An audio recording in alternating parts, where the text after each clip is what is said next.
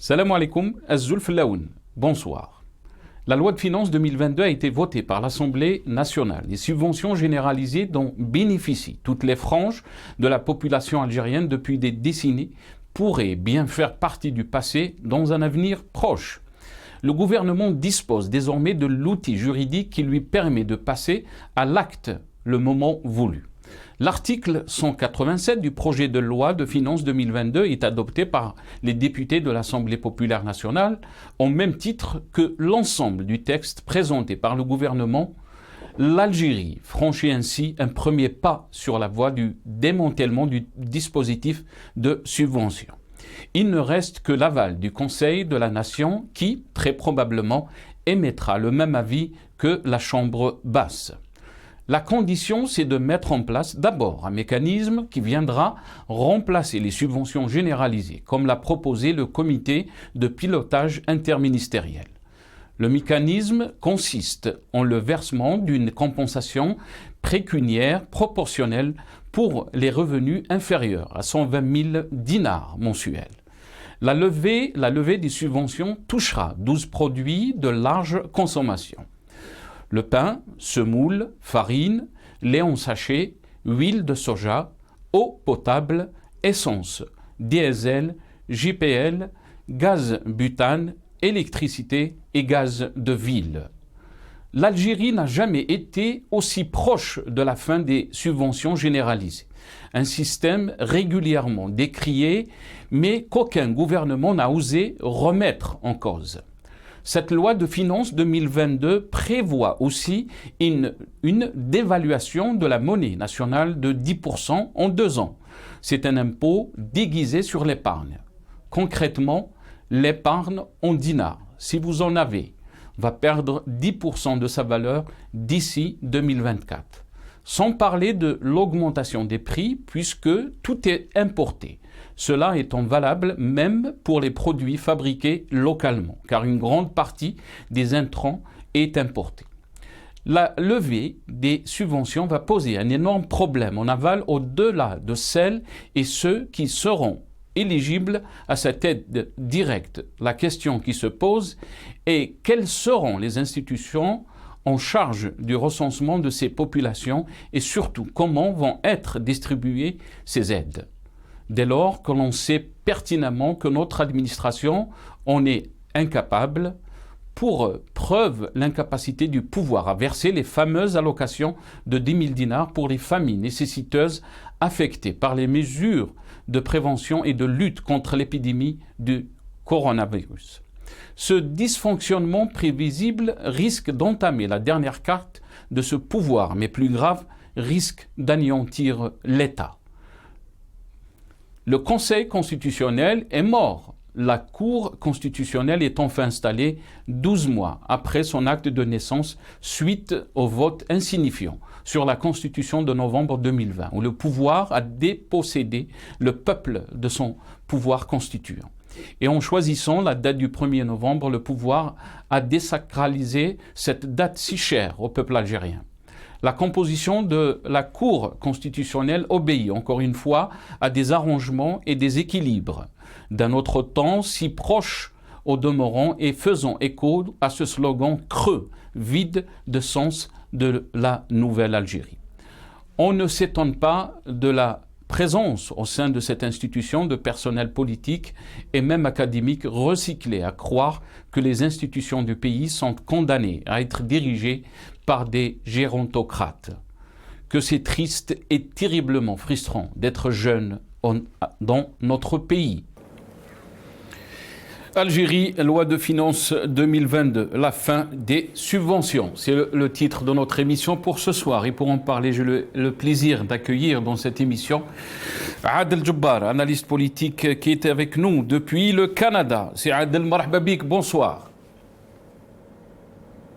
C'est toujours un plaisir d'être sur votre plateau. Je vois qu'il y a une très bonne présence sur le plateau aujourd'hui. Un bonjour à notre peuple en Algérie et partout ailleurs dans le monde.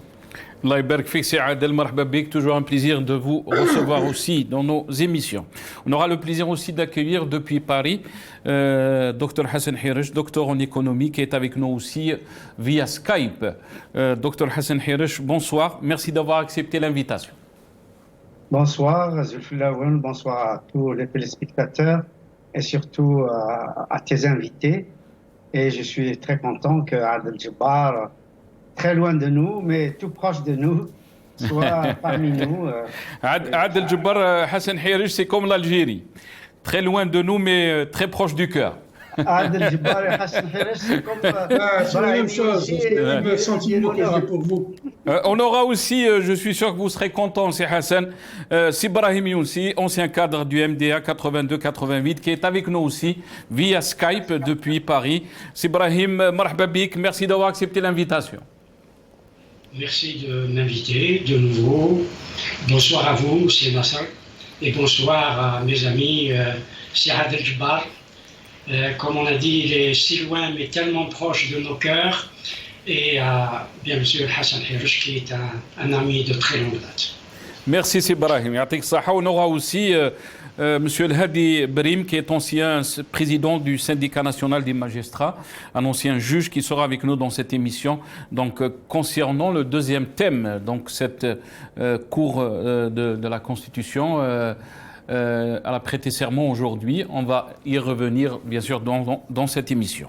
Mais on va commencer avec la loi de finances et on peut dire la fin des subventions. Qu'est-ce que cela veut dire?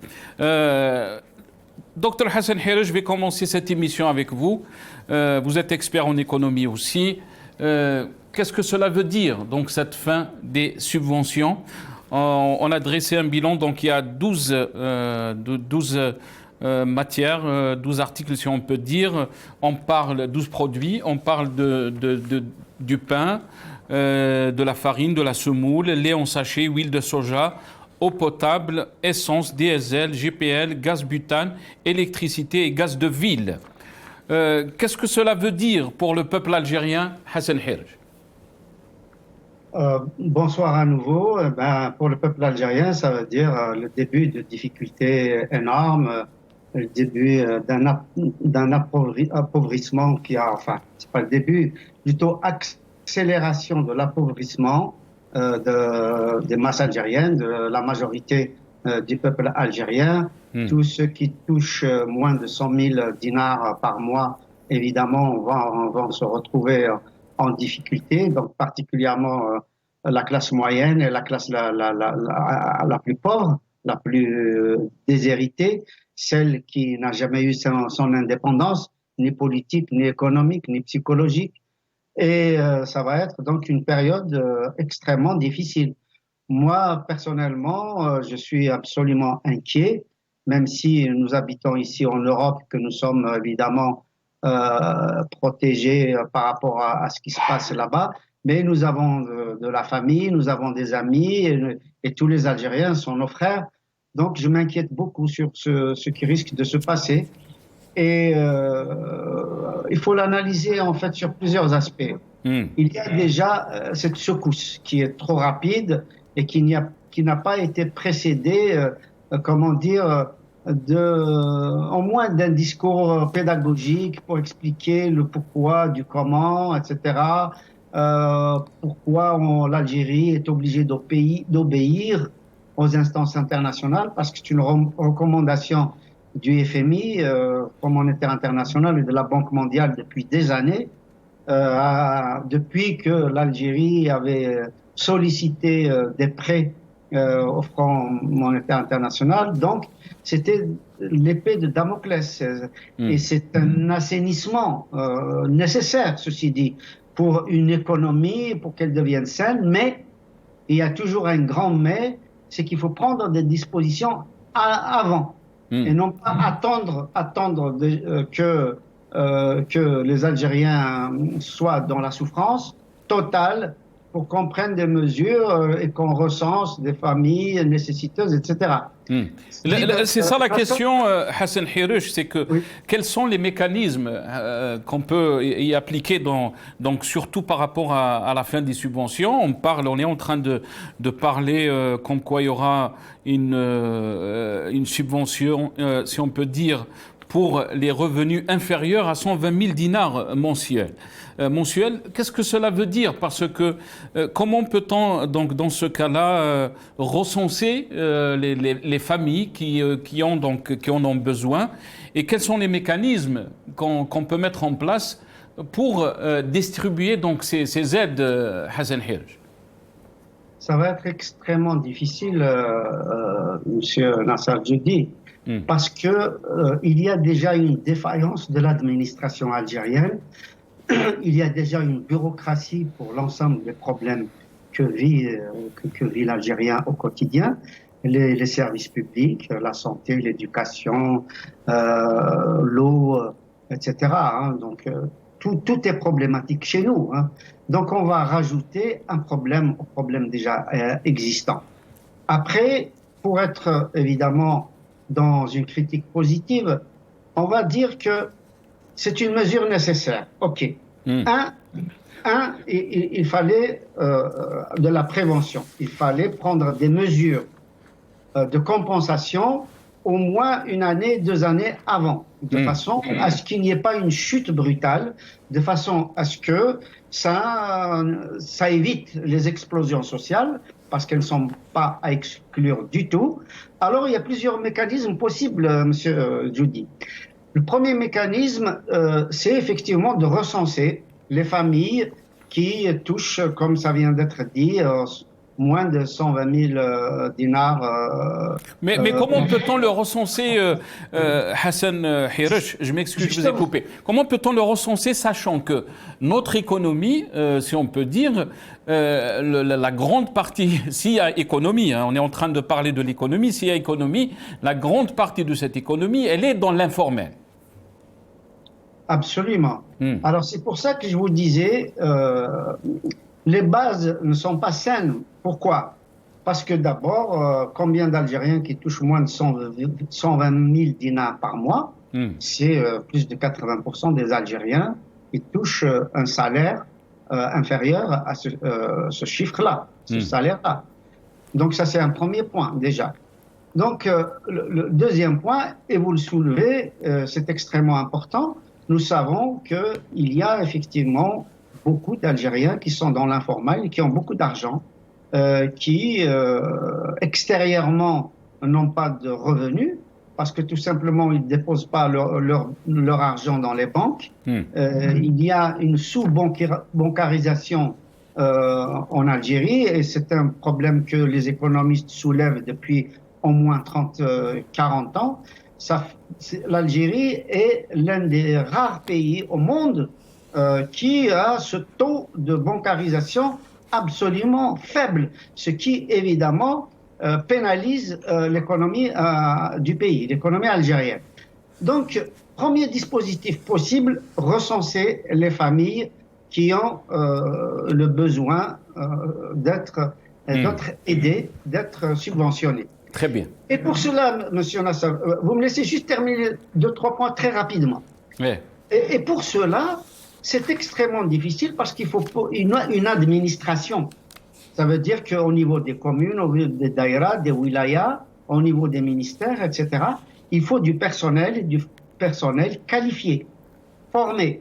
Et malheureusement, nous n'avons pas ce personnel qualifié et formé. Donc, nous n'avons pas pris des dispositions préalables pour justement former des femmes et des hommes qui puissent prendre en main cette décision politique qui devait effectivement être prise. Donc, l'administration qui va être mise en place risque de coûter plus cher que les subventions qui étaient accordées. Et ça, donc, ça va être un coup d'épée dans l'eau. C'est-à-dire qu'on va résoudre un mal par un autre mal, peut-être plus grand encore. La deuxième possibilité, c'est le volontariat. C'est de dire aux familles algériennes, venez vous inscrire, c'est à vous de faire le pas, etc.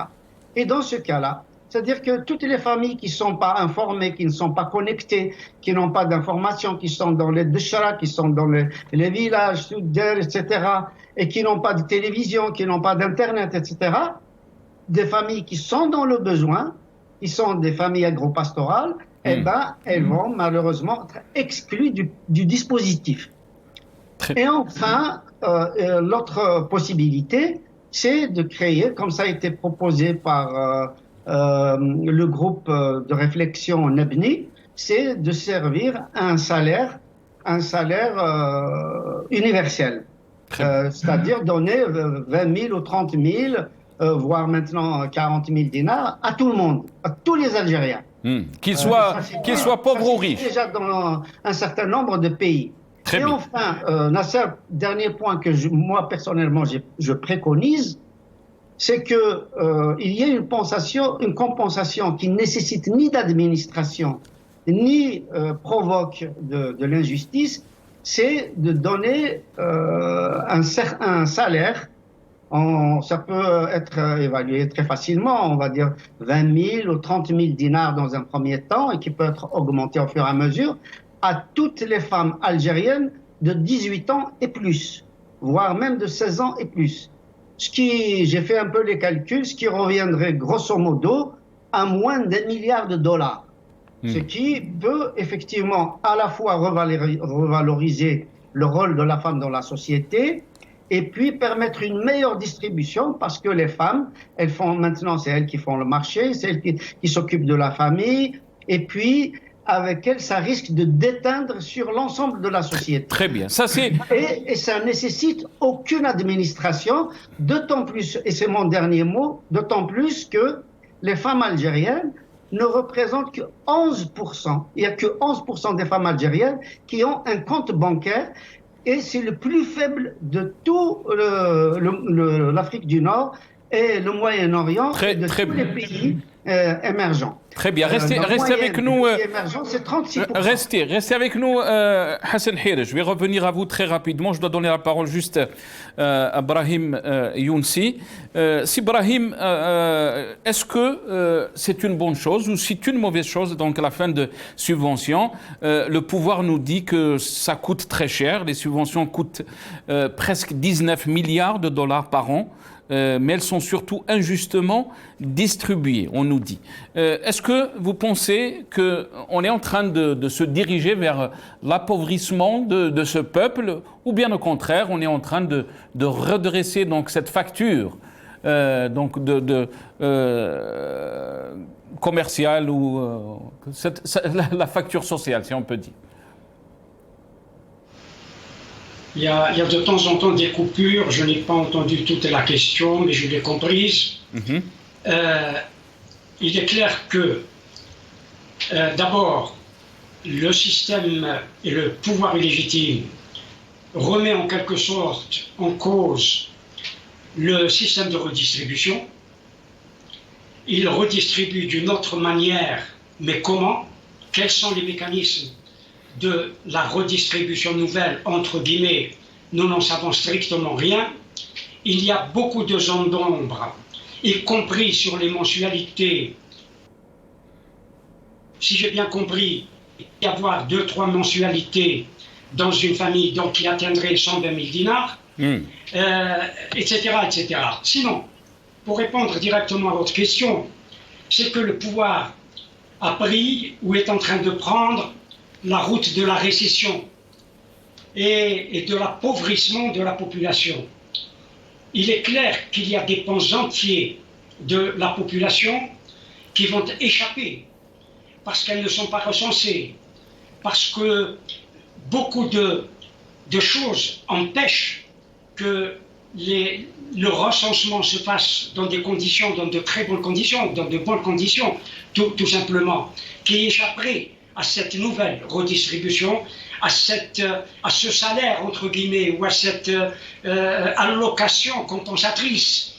Donc, les choses ne sont pas du tout claires pour savoir qui va en bénéficier. Le pouvoir joue.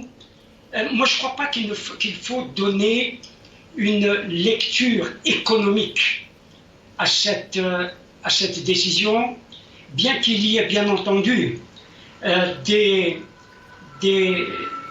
recommandations, plus que des recommandations, des pressions, et plus que des pressions encore, du Fonds monétaire international, et on a vu la dernière directive du FMI qui a exigé du pouvoir illégitime d'Alger de procéder à ces restrictions sur le plan des subventions et qu'il fallait absolument qu'il aille vers un système de redistribution différent, de donner une compensation, une allocation à des familles plutôt que de couvrir, de pratiquer le même système, de soutenir les prix et les prix d'un certain nombre de produits de consommation. Cette décision, à mon sens, sur le plan politique, qu'il faut la traduire, et politiquement, ça se traduit par un affaiblissement clair, que le pouvoir est affaibli politiquement à l'extérieur pour accepter encore une fois une espèce de programme d'ajustement structurel non déclaré qui a été imposé de façon implicite à la fois par le Fonds monétaire international et la Banque mondiale. Et cela se traduit par, quand on voit la loi de finances, et je l'aurais fini, à une espèce d'irrationalité, en tout cas de non-rationalité des dépenses publiques.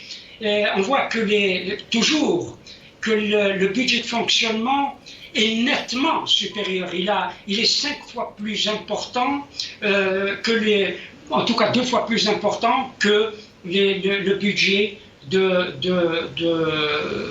d'équipement. Quand j'ai dit 5 fois plus important que le budget de fonctionnement, je pensais au budget de l'armée. Parce que le budget de l'armée est 5 fois, disons, moindre que le budget total de fonctionnement. Le budget de l'armée, c'est un cinquième du budget de fonctionnement total. C'est dire l'importance de la société, de la traduction politique de ce budget et de cette réforme qui est envisagée, qui va être mise en route. Nous ne savons pas de quelle façon elle va être mise en route. Et la militarisation, la forte militarisation qui apparaît de l'État algérien, parce que l'armée prend la part du lion du budget de l'État.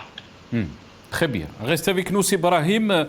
On va faire passer donc les déclarations de Ayman Ben Abdelrahman, le Premier ministre. Donc il est aussi ministre des Finances en même temps, donc deux jobs si on peut dire.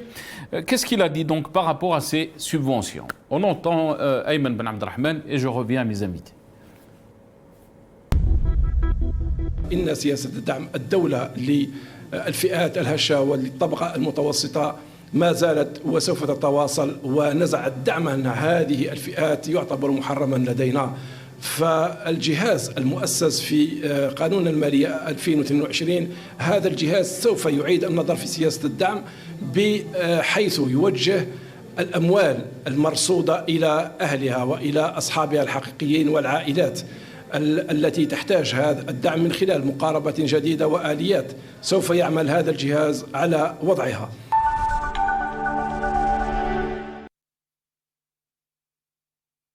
Rahman Adel Jabbar, qu'est-ce que cela veut dire? Parce qu'on est en train de parler de trouver les mécanismes. Pour l'instant, on ne sait pas quels sont les mécanismes donc, pour essayer de recenser les familles nécessiteuses donc, pour ces subventions. Est-ce qu'on se dirige vers l'appauvrissement du peuple algérien, Adel Jabbar? C'est la consécration d'un échec économique, politique et social total. Aujourd'hui, on s'attaque à la frange la moins bien préparée de la société pour l'appauvrir encore. On parle d'un transfert social évalué, moi je pensais que c'était 14 milliards, vous venez d'indiquer que c'est 19 milliards de dollars. Ce n'est pas à ce niveau-là que nous allons chercher des niches d'économie. Il y a énormément de gaspillage, il n'y a qu'à voir le budget de fonctionnement de l'État, entre guillemets, pour pouvoir avoir l'intelligence de sabrer là où il y a beaucoup de graisse. Quand on commence à diminuer les budgets de fonctionnement de la présidence, du premier ministère, des ministères, qu'on fasse payer les vacanciers du club des Larbins, ce kibbutz-là, et qu'on cesse de les protéger, de leur faire payer leurs factures de gaz, d'électricité, c'est à ce niveau-là qu'il faut aller chercher de l'argent. Il ne faut pas taper dans le ventre d'un estomac creux des Algériens.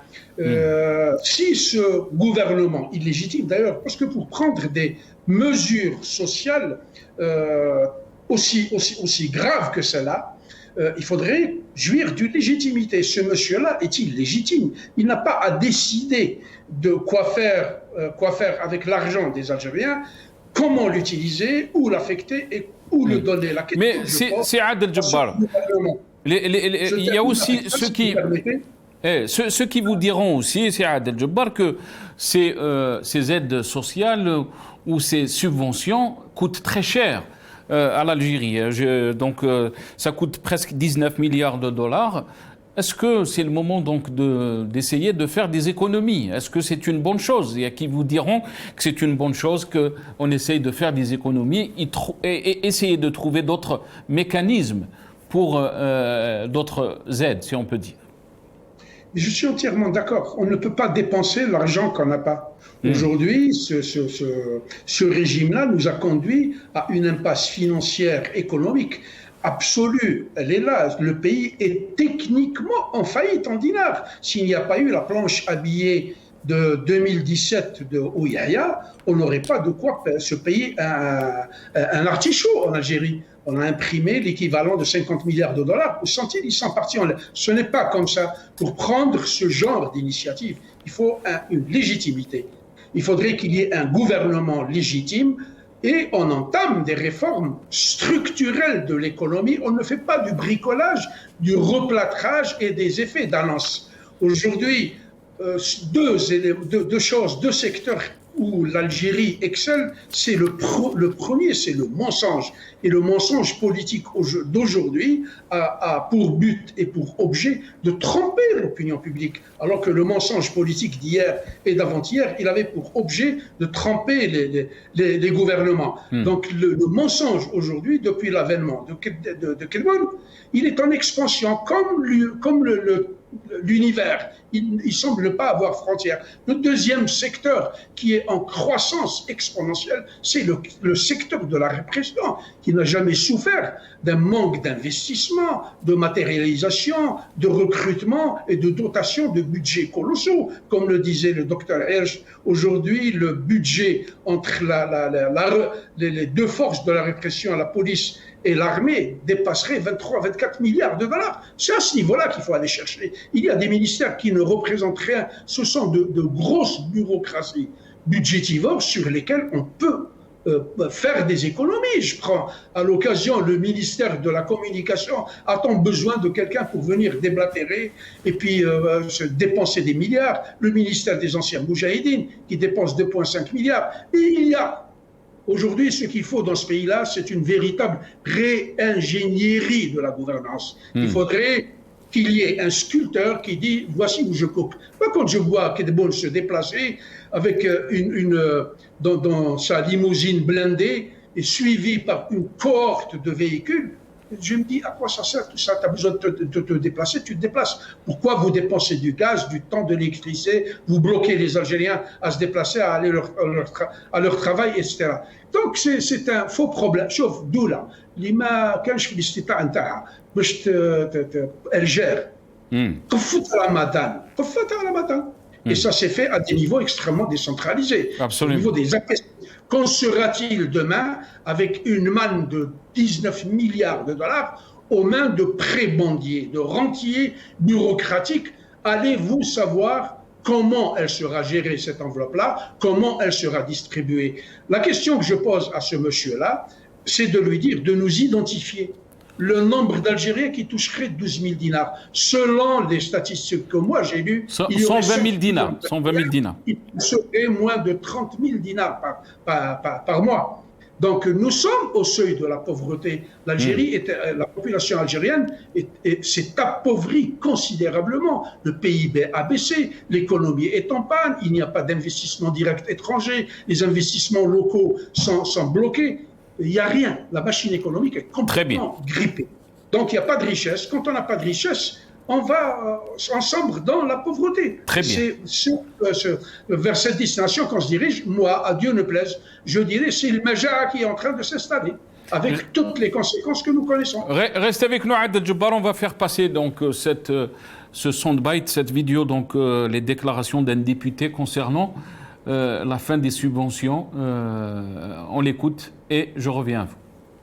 التعديل الأخير اللي الآن الموجود أمامنا هو مطمئن. لماذا مطمئن؟ أولا أن هذا يعني إعادة توجيه الدعم إلى الأسر المحتاجة راح يخضع إلى دراسة ويخضع إلى لجنة اللي هو سموها جهاز الدعم مشكلة من كافة القطاعات الوزارية وتدرس هذا الموضوع بتأني، توسع الاستشارة وانخراط كافة الفاعلين في العملية ونطمئن كذلك يعني المجتمع ككل بأن ما يفهمش بأن هذا الدعم يخص فئة معينة من الأجور فقط، يعني فيه تدرج في ظلم.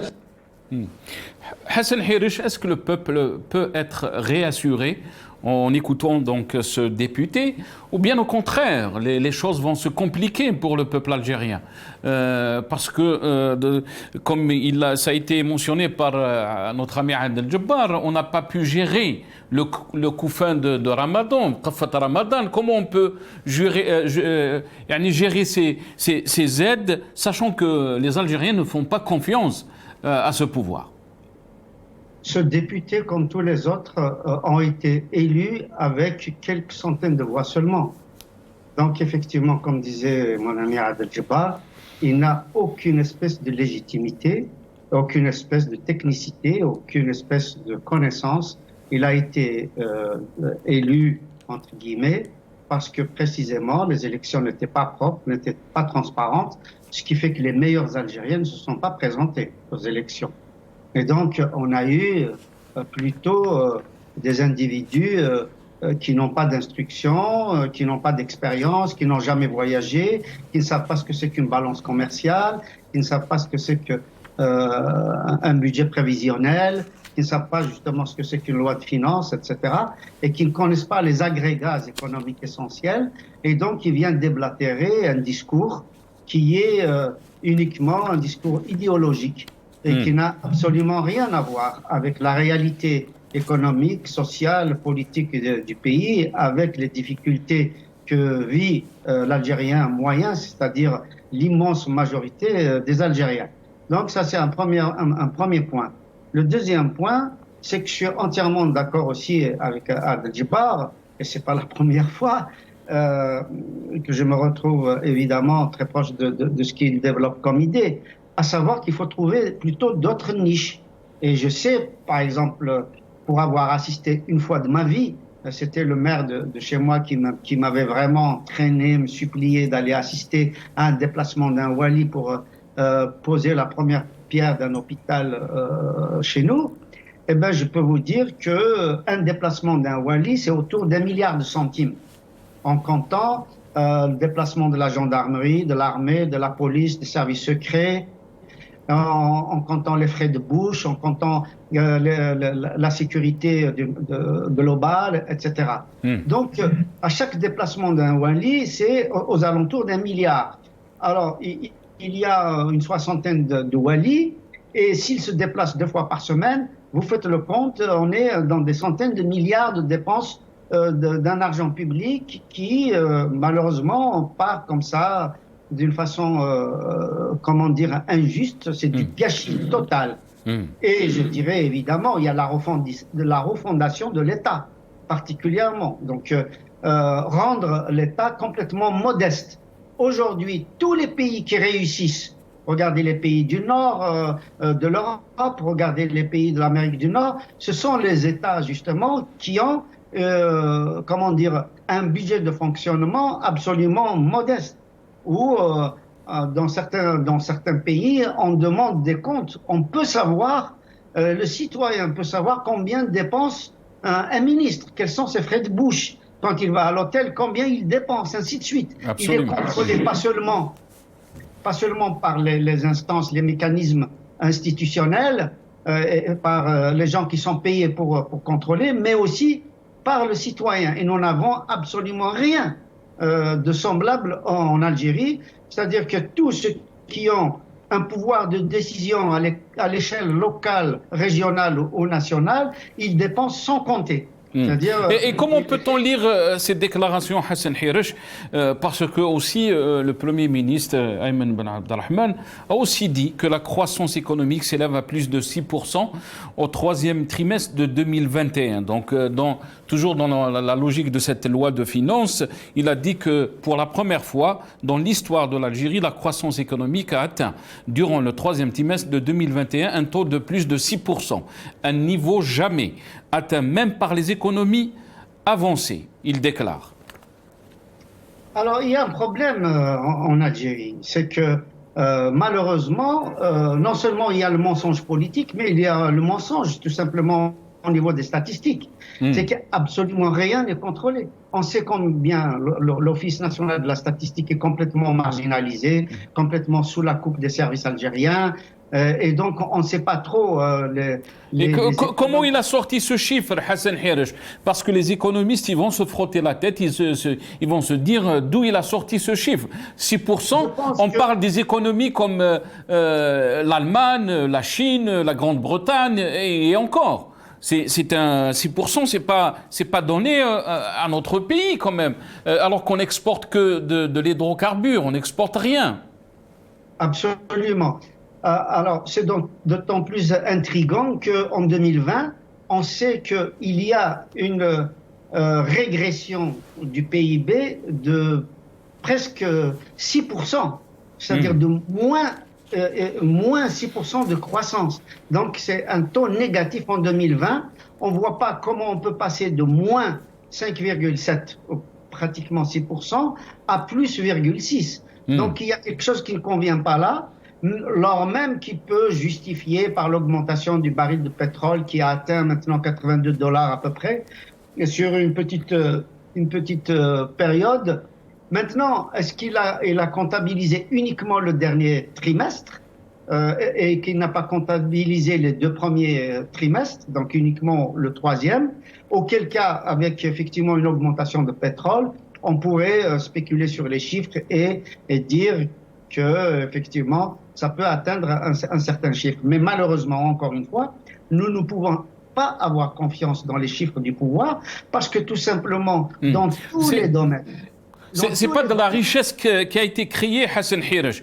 Est-ce que c'est dû au prix du baril de pétrole qui était qui est passé, je pense, jusqu'à plus de $80 le baril, mais aussi la réduction de la facture de l'importation. Est-ce que vous pensez c'est par rapport à ça? Parce qu'on n'arrive pas à comprendre comment il a sorti ou il a avancé ce chiffre de 6%. Ça ne suffit pas parce que de toute façon, la dépense publique qui est absolument énorme est dans des secteurs non productifs et que nous n'avons pas un tissu industriel important. Je rappelle que l'Algérie a plus une petite industrie d'agroalimentaire qui va pas très loin et que nous n'avons pas véritablement en Algérie une industrie sur laquelle on peut compter pour le développement du PIB, pour la croissance réelle. Donc aujourd'hui, les chiffres du Premier ministre, évidemment, peuvent être remis en cause. Moi, personnellement, je n'y ai pas accès. Ils peuvent être remis en cause parce que tout simplement, nous assistons à un mensonge d'État depuis 1962 et que la parole publique n'est pas crédible. Et donc, nous sommes obligés d'attendre les chiffres de la Banque mondiale et du FMI pour connaître à peu près véritablement les chiffres officiels et le taux de croissance si on a une déjà. Ce que je peux dire à mon niveau, c'est qu'il est extrêmement difficile de croire à un chiffre pareil dans la mesure où l'année 2020 et le début de l'année 2021, avec la pandémie qui est évidemment un problème mondial, il y a eu des milliers de petites entreprises qui ont fermé leurs portes, qui ont mis la clé sous le paillasson et donc qui n'ont pas dégagé de chiffres, bien au contraire, et qui ont plus absorbé l'argent qui était épargné. Et donc, je ne vois pas, parce que le PIB, c'est quoi? La croissance, c'est quoi? C'est tout simplement l'ensemble de la production, aussi bien industrielle que des services au niveau national. Or, cette production, malheureusement, nous savons très bien qu'elle est particulièrement faible et le développement, bien au contraire. Reste avec nous, Hassan Hirsch.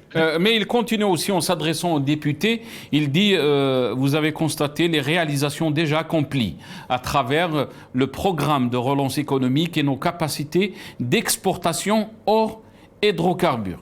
Brahim Younsi, c'est Brahim, quand le mensonge d'État, comme il est en train de dire, c'est Hassan, est-ce que les Algériens peuvent faire confiance donc, à ces aides qu'ils vont arriver donc, aux familles nécessiteuses, ou bien au contraire, les Algériens n'ont pas confiance dans tout ce dans tout ce que ce régime entreprend? Je crois que le peuple algérien n'a jamais eu confiance dans ce régime illégitime depuis fort longtemps. La question de la confiance se pose en effet. Si la population avait confiance dans ceux qui la gouvernent, elle se serait mobilisée pour aller voter. Or, depuis un certain nombre d'années, les Algériens ne se déplacent pas pour aller voter, d'où l'illégitimité du régime et du pouvoir en place. S'agissant de la croissance économique évaluée à 6% par le Premier ministre d'un régime illégitime, jamais le pouvoir d'Alger, alors que le pétrole était à 120, 130, voire 140 $ le baril, n'a fait 6% de croissance économique. C'est quand même curieux. Parce que le pays, l'Algérie, n'a pas de système productif. Il n'y a pas de production. Nous importons tout. Au moment où le prix du baril faisait 120, 130 $, la croissance atteignait, bon an, mal an, 3%. Or, cette année, il semblerait, c'est pas qu'il semblerait, je crois que c'est le taux exact, il ne dépasserait pas les 2,3%. 6%, c'est énorme pour une économie qui est en panne depuis très longtemps. Absolument. Et très très longtemps. La question qui, me semble-t-il, se pose quant à la croissance et quant au développement économique, c'est les déficits. Les déficits cumulés, c'est énorme. Et la dette publique interne, elle est énorme. C'est entre 60 et 70% du PIB. C'est dire que l'Algérie est dans des difficultés financières. Moi, je ne vais pas dire là où ils peuvent prendre l'argent. Ils savent où ils doivent prendre l'argent. Ils le savent. Je ne vais pas le leur dire. C'est que, au lieu de choisir, comme disent les économistes, la route de l'expansion, ils ont choisi la route de la récession. C'est depuis des années que ce pays vit dans la récession. Et de plus en plus, les déficits budgétaires empêchent que l'économie démarre parce qu'il n'y a pas de production. C'est malgré les déficits d'ailleurs abyssaux, il y a des déséquilibres énormes, les déséquilibres des comptes publics. Comment vont-ils rétablir l'équilibre de ces comptes publics? Quand nous voyons les exportations qui se limitent quasiment aux hydrocarbures, d'où peut provenir cette croissance dont parle le Premier ministre, hélas? C'est l'appauvrissement global, total, parce que les classes moyennes... On parle, c'est Brahim, de 12 produits. On parle de 12 produits, du pain, de la semoule, la farine, lait en sachet, huile de soja, eau potable, essence, diesel, GPL, gaz butane, électricité et gaz de ville. C'est-à-dire tous ces produits vont peut-être doubler de prix ou même tripler. Non, mais on va arriver, entre guillemets, à ce qu'on appelle la vérité des prix. Cela doit exister dans un pays où la légitimité, où la confiance entre les gouvernants et les gouvernés existe. Or, il n'y a aucune confiance dans ce pouvoir illégitime. Et la preuve en est, je le répète, la population dans son écrasante majorité n'est pas allée voter à aucun moment pour légitimer un pouvoir qui est installé là où il est par l'armée, par une armée qui tient encore les rênes de tout le pouvoir. C'est dire que la vérité des prix, c'est économiquement bon, mais il faut que la population aussi ait des salaires conséquents pour pouvoir vivre et avoir le travail. Or, l'Algérie, il n'y a pas de travail. Le chômage est exponentiel dans notre pays. La grande majorité de la jeunesse algérienne est au chômage, d'où ce phénomène de haraga qui met en péril toute notre jeunesse, d'où les départs également de techniciens ou d'Algériens de haute technicité qui sont happés par les appels d'offres étrangers, en France ou ailleurs. C'est dire que l'Algérie est en train de connaître une saignée de sa jeune population et de sa population qualifiée qui est prise par ailleurs. C'est dire que le développement économique dans ce pays est loin d'être au rendez-vous, malgré les réformes imposées et les réformes qui touchent les classes inférieures. C'est toujours les classes inférieures qui payent la dette et qui payent la gabegie d'un système comme le nôtre. On le voit dans tous les pays dictatoriaux. Et nous allons parler de la Cour constitutionnelle. On va en parler tout de suite. Et qui va donner des quitus, et seulement des quitus à une dictature constitutionnalisée. Très bien, restez avec nous, c'est Brahim. Saad El-Djebbar, si vous voulez rajouter donc sur cette question de cette loi de finances 2020 et donc la fin des subventions, parce qu'on a soulevé deux points qui sont très importants. Je pense que c'est la légitimité aussi. Les Algériens ont vu la réponse de ce pouvoir, de ce régime, surtout face à la crise sanitaire, mais aussi aux incendies de l'été. On a vu, les Algériens mouraient alors que personne n'est venu à leur aide, manque d'oxygène dans la crise sanitaire, c'était la même chose. Donc pourquoi faire confiance à ce pouvoir quand il s'agit de cette fin de subvention et de dire qu'on va essayer d'aider les familles nécessiteuses, on va trouver des mécanismes. Adel Djebbar. Moi, je l'ai dit dans une de tes émissions la dernière fois, s'ils partent au paradis, recruter des prophètes, et ils les ramènent, ils les mettent à gouverner sous la direction de Chengriha et des autres généraux. C'est l'échec lamentable. Tebboune disait lui-même dans une de ses interviews que l'économie mondiale s'est contractée de 80%.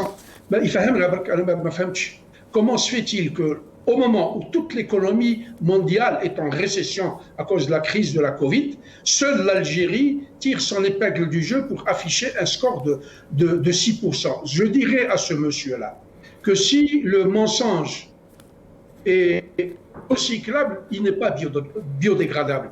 Donc tous les mensonges sont accumulés, ils sont dans nos poubelles, et nous allons dans nos poubelles chercher ce qu'ils nous ont déjà dit. Tout le monde sait que l'économie algérienne est une économie rentière qui repose essentiellement sur les hydrocarbures, dans le secteur, et éventuellement ou certainement l'investissement public. Au niveau des hydrocarbures, il y a une contraction de la production au niveau des hydrocarbures. Les niveaux de production ont baissé. Nous n'exportons plus que 400 ou 450 000 barils jour aujourd'hui parce qu'il y a le pic a été franchi depuis pas mal de temps. Les gisements n'ont pas été renouvelés. Il n'y a pas eu d'investissement. Donc, je me rappelle, il y a 7 ou 8 années, on parlait d'un plan d'investissement de 50 milliards de dollars. Pour reprendre ce que disait Ibrahim, du temps de Bouteflika, quand la Bahbouha Amalia était là, le plan du gouvernement était de 150 milliards de dollars, dont 50 milliards étaient destinés au seul secteur de l'habitat, qui, lui, affichait des taux de croissance exponentiels. Il était pratiquement à 8%. Les hydrocarbures tournaient autour de 3,2, 3,3. Quant aux autres secteurs de l'économie, ils étaient à l'état rachitique.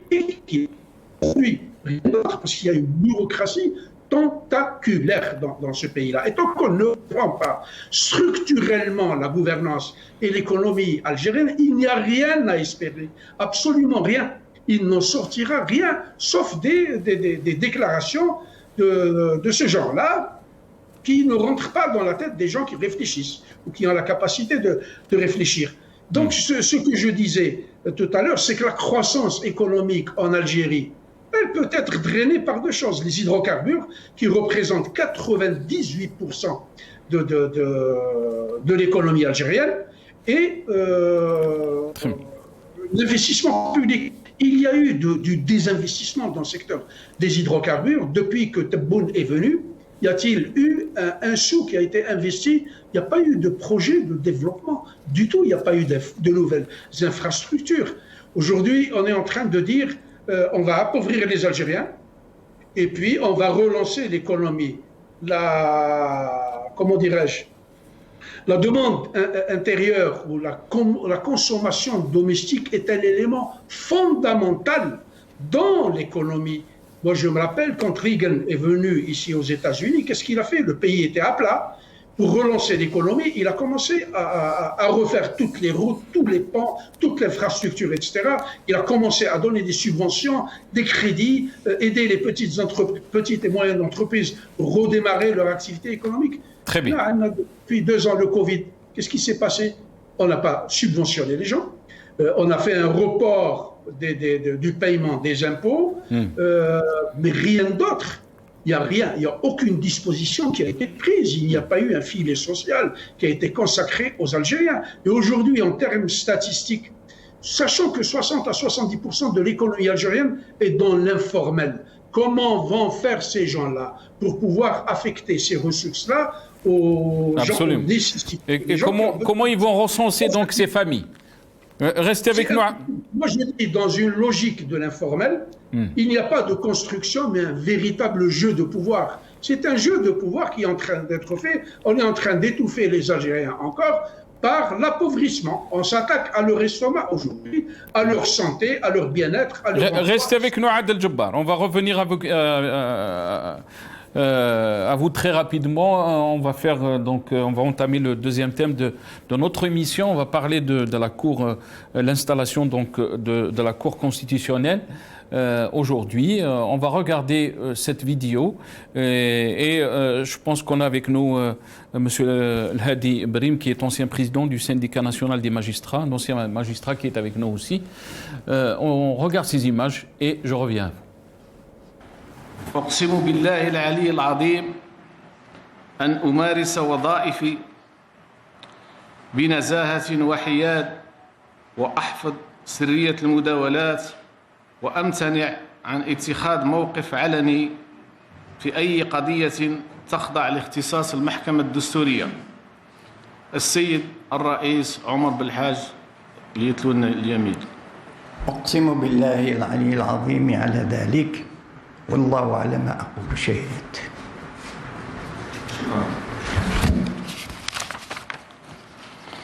السيدة ليلى عسلاوي.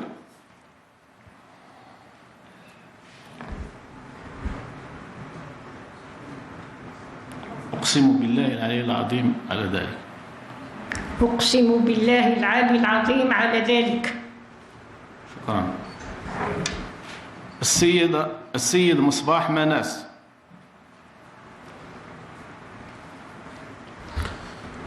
أقسم بالله العلي العظيم على ذلك. Donc ça, c'était la Cour constitutionnelle, les membres de la Cour constitutionnelle qui ont prêté serment aujourd'hui. Monsieur El Hadi Brahim, qui est ancien président du syndicat national des magistrats, qui est avec nous. Monsieur El Hadi Brahim, marhaba bik, merci d'avoir accepté l'invitation. شكرا سيدي على الاستضافة، وأحييك وأحيي ضيوفك الكرام وأحيي مشاهدي قناة المغاربية. الله يبارك فيك أستاذ، ونشكرك كثير على قبول الدعوة. أستاذ الهادي بريم، يعني ما معناه اسكو لو كونسيل كونستيتيسيونيل يعني مات الآن مور، وهذا يعني لا كور كونستيتيسيونيل كاس كيل ريبريزونت، وما هو الفرق يعني اللي موجود بين لو كونسيل كونستيتيسيونيل و لا كور كونستيتيسيونيل؟ هو الفرق أن المجلس الدستوري هو ذو طابع سياسي، أما المحكمة الدستورية فهي ذات طابع قضائي، يعني هي تشرف على كل السلطات.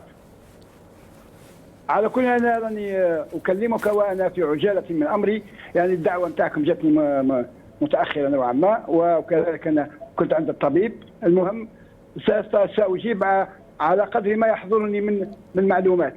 نعم، مرحبا بك يا أستاذ. بالنسبة شكرا سيدي. بالنسبه قلت لك هي ذات شو اسمه، المحكمه الدستوريه تختلف عن المجلس الدستوري، ان اعضائها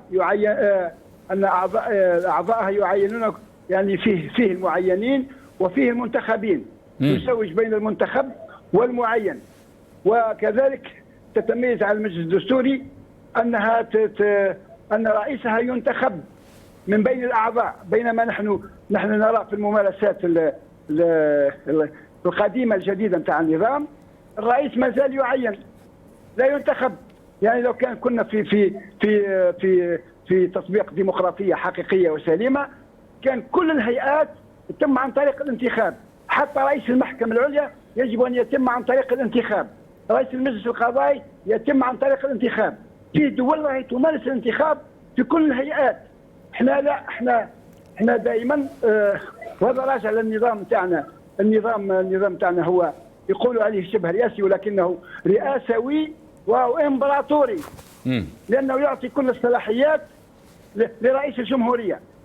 انا نعطيك برك فقط من حيث باش تحس بالتفرقه بين المحكمه الدستوريه وبين رئيس الجمهوريه.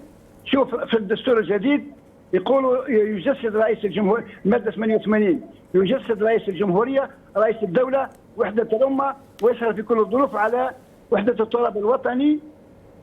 والفقرة الثانية يحمي الدستور ويسهر على احترامه. إذا كان رئيس الجمهورية يحمي الدستور، ماذا بقي للمحكمة الدستورية؟ وش بقى لها المحكمة الدستورية؟ يعني وهنا لازم نفرق بين، خاطر المصطلحات عندها معناها، نفرق بين يحمي وبين احترام، كل واحدة عندها صيغة. احنا علاش هو العربة وبوتبون لما كلف وجه الخطاب تاع التكليف بمراجعة الدستور، علاش قالوا باللي بعدم المساس بطبيعة النظام السياسي؟ يعني معناه يعني محكوم علينا احنا أنه نبقاو في النظام الرئاسوي هذا الإمبراطوري اللي يعطي كل الصلاحيات لرئيس الجمهورية، وهذا يستجيب ما تطلبه العلبة السوداء. هذا يعني يجي على قلبها ويجي على صلاحيتها، لأن رئيس المحكمة، لأن رئيس الجمهورية مادام في يده كل السلطات، لأن العسكر راهم يعني كما يقولوا تطوروا، كما يقول شو اسمه العالم تاع الطبيعة والانتخاب تاع داروين.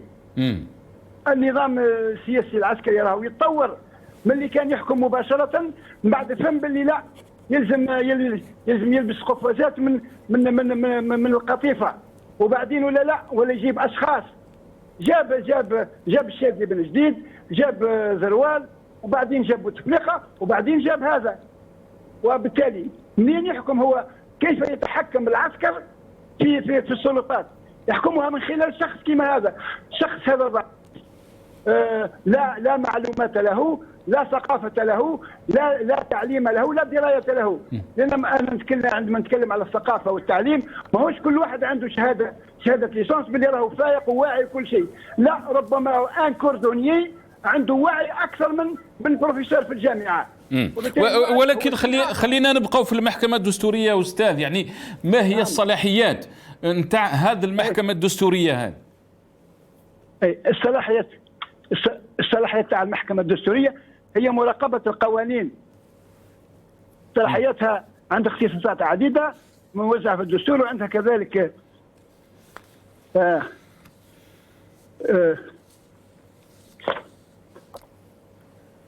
هي تراقب الاتفاقيات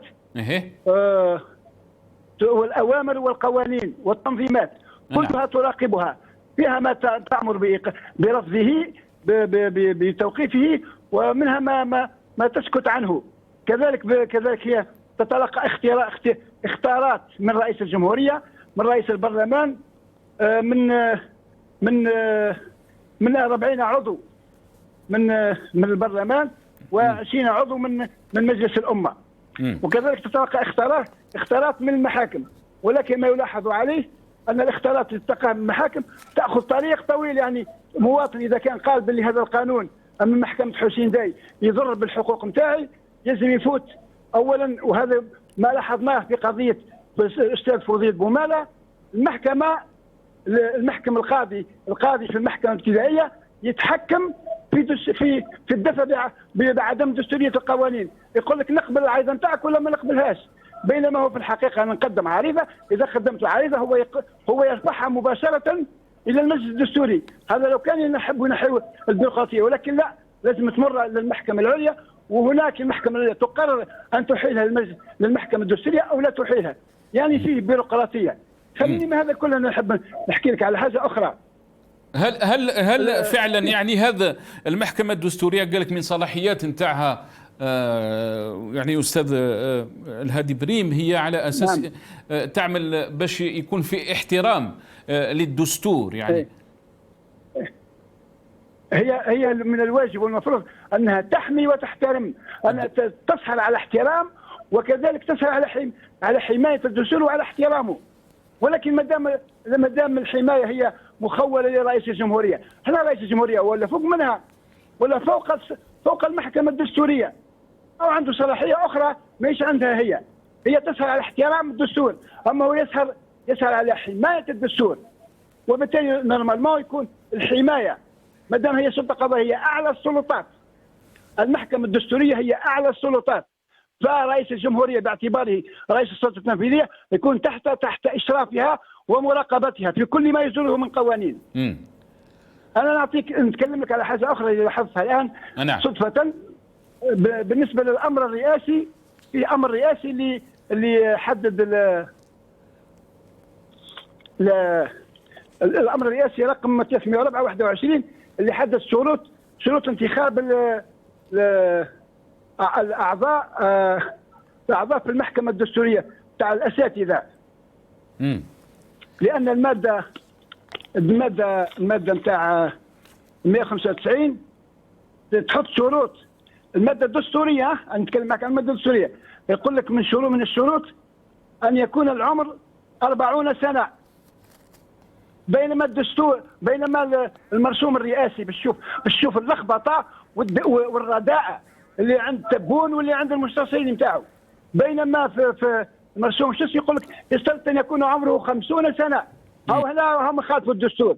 الدستور يقول المترشح من الأساتذة يجب أن يكون عمره 40 سنة يوم انتخابه، بينما المرسوم يقول لك 50 سنة.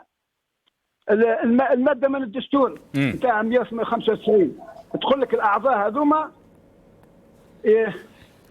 يكون يتمتع بخبرة قانونية قدرها 15 سنة على الأقل في التعليم العالي برتبة بروفيسور. وفي القضاء أو هنا ثاني نلاحظ هنا عيب في الصياغة، هذا ما يعرفوش يكونوا جملة مفيدة. هذا العربة وجماعته ما يعرفوش يكونوا جملة مفيدة. يقول لك التمتع بخبرة قانونية قدرها 15 سنة على الأقل في التعليم العالي برتبة بروفيسور. بروفيسور فاش؟ القانون المدني، القانون الجنائي، وفي القضاء. القضاء ما كانش فيه بروفيسور وفي مهنة المحاماة. هنا لما نشوف هنا هذا نص الدستور، بينما في المرسوم يقول لك اشترطت ان يكون مش استاذ في القانون العام، يكون استاذ في القانون الدستوري. يعني ايش نحب نقول لك باش ماذا اردت ان اوصل لك؟ يعني الاستاذ في القانون الجنائي، الدكتور في القانون المدني ما عندوش الحق يترشح نعم حسب المرسوم، بينما في الدستور يسمح ليه، خاطر في الدستور يقول الدستور ما يحددش يقول الاستاذ في القانون الدستوري او القانون الجنائي، يقول في القانون من اساتذه التعليم. بينما شو اسمه يسمح لي راني مريض شويه نعم بصعوبه. بينما المرسوم الرئاسي يقول لك يجب ان يتمتع باقدميه 5 سنوات ومن فئه اساتذه القانون الدستوري. يعني حصرها في جماعه القانون الدستوري، معناها جماعه الاساتذه نتاع القانون المدني والقانون قانون البحار وقانون العمل وقانون الطيران ما عندهمش الحق يترشحوا، وبالتالي هي بدات بالمخالفه في الدستور من الان، باش تعرف بان الرداءه ما زالت راهي متحكمه في كل شيء في الجزائر. نعم شكرا استاذ الهادي بريم، وسمح لنا عطلنا عليك. شكرا. Merci Elhadi Brim qui était avec nous, ancien président du syndicat national des magistrats, qui était avec nous depuis Alger. Il me reste pas beaucoup de temps, je vais terminer avec vous. Je donnerai la parole à Hassan Hirish après Sibrahim et je terminerai donc avec Adel Jabbar. Hassan Hirish, donc sur cette cour constitutionnelle, quelle est votre lecture? Vous avez entendu bien sûr le magistrat qui a donné bien sûr une analyse peut-être technique par rapport donc à cette institution. Mais le président, le président Tebboune a les pouvoirs absolus, d'après les dires donc du magistrat Elhadi Brim. Notre magistrat, malheureusement, je ne l'ai pas compris, très honnêtement, et je regrette du reste qu'un président d'un syndicat de magistrats ne soit pas bilingue et qu'il soit obligé d'intervenir en arabe dans une émission francophone. Cela dit, moi, ce qui m'inquiète dans tout cela, c'est que les institutions n'ont jamais protégé le citoyen algérien, bien au contraire, elles ont toujours été édifiées pour broyer le citoyen algérien depuis l'arrivée de Tebboune, pour ne parler que de cette période-là, très courte, depuis maintenant 2 ans à peu près. On assiste à quoi? On assiste tout simplement à l'utilisation de la justice pour mettre des opposants en prison, pour mettre des petits jeunes qui ont exprimé un point de vue, un avis politique, etc., sur la situation du pays. On les a mis en prison. On a broyé des journalistes, on a broyé des avocats, on a broyé des militants, etc. Donc voilà à quoi a servi la justice. Maintenant, à quoi ça a servi la police?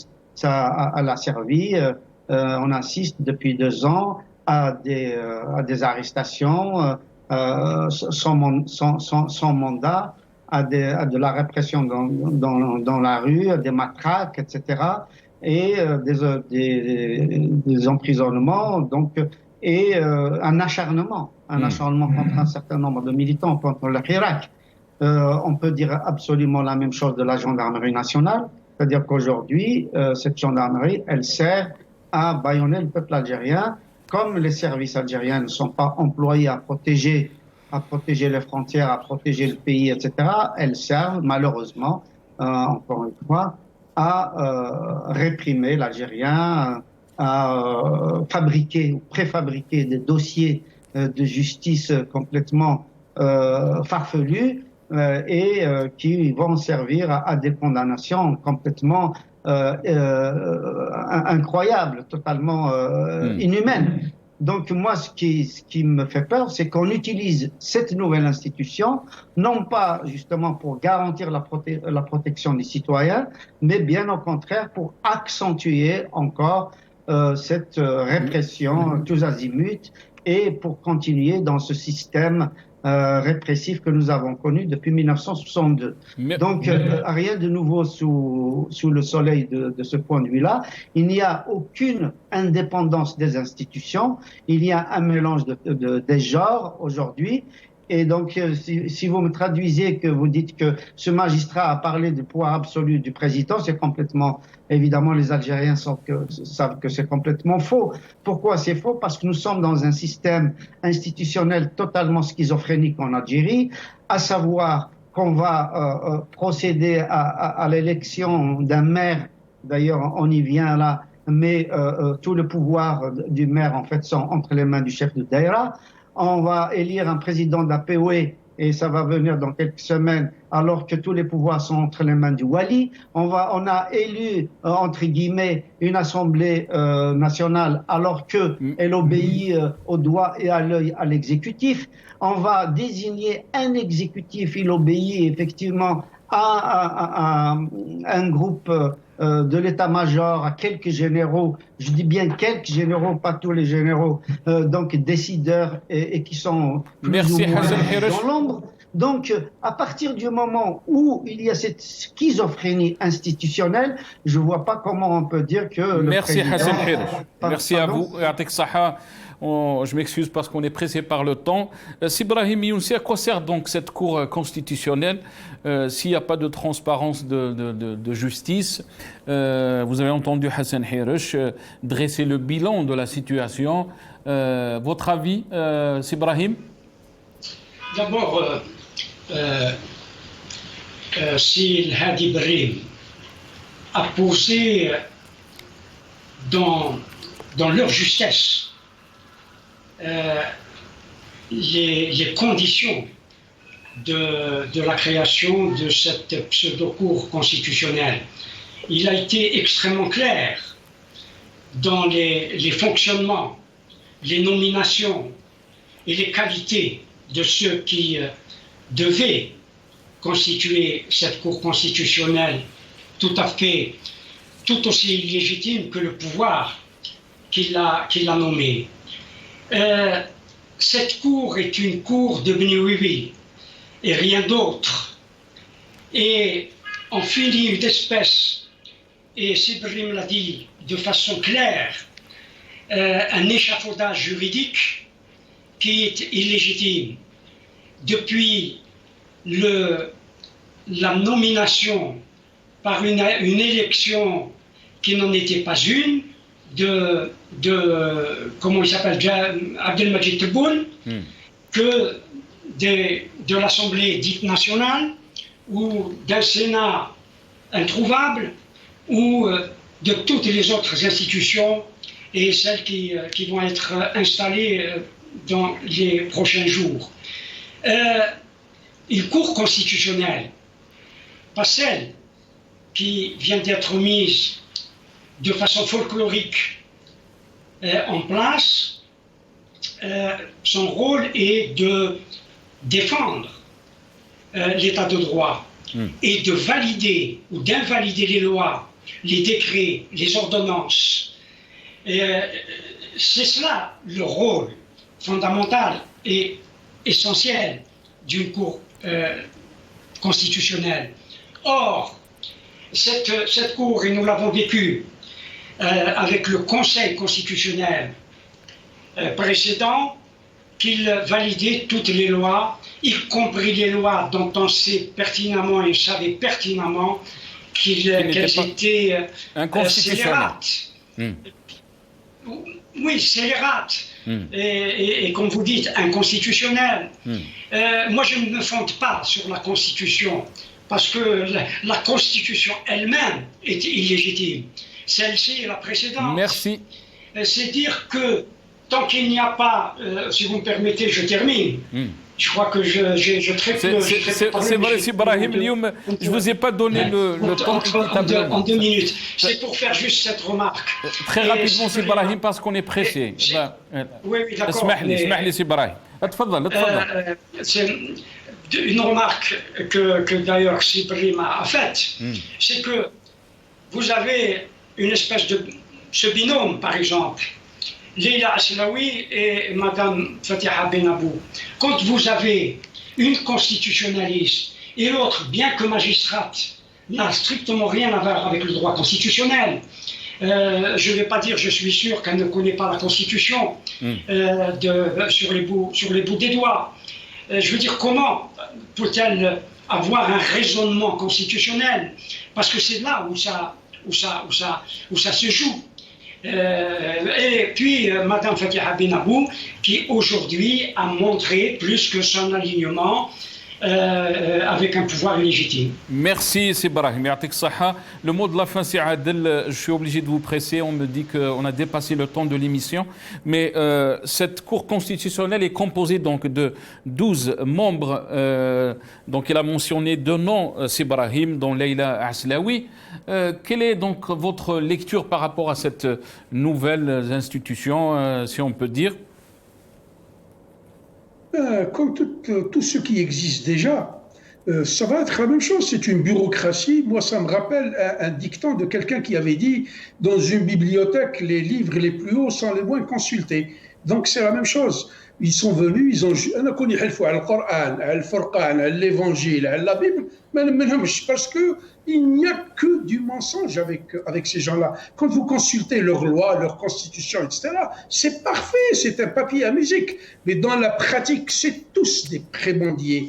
Bon, pour terminer, je rappellerai un mensonge de Kedboul, c'est les 25 milliards de l'agriculture, et je dirais tout ce qui est fait sous la contrainte et n'obéit pas à des choix stratégiques, mais surtout à la volonté du peuple, est voué lamentablement à l'échec. Donc, pour moi, ce n'est pas une cour constitutionnelle, c'est une cour au miracle. Elle va produire des miracles parce qu'elle va continuer à obéir aux ordres qu'elle reçoit par téléphone à l'instar des Je vous ai pressé aujourd'hui, je m'excuse.